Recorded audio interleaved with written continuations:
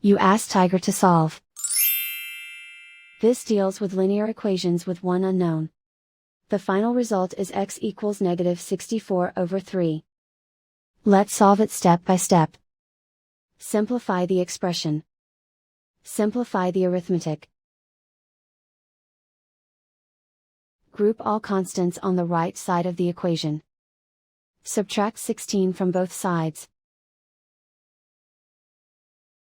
Simplify the arithmetic.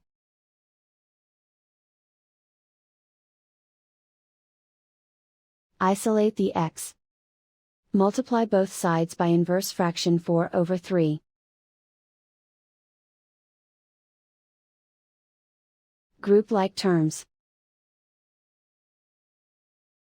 Multiply the coefficients. Simplify the fraction. Multiply the fractions. Simplify the arithmetic.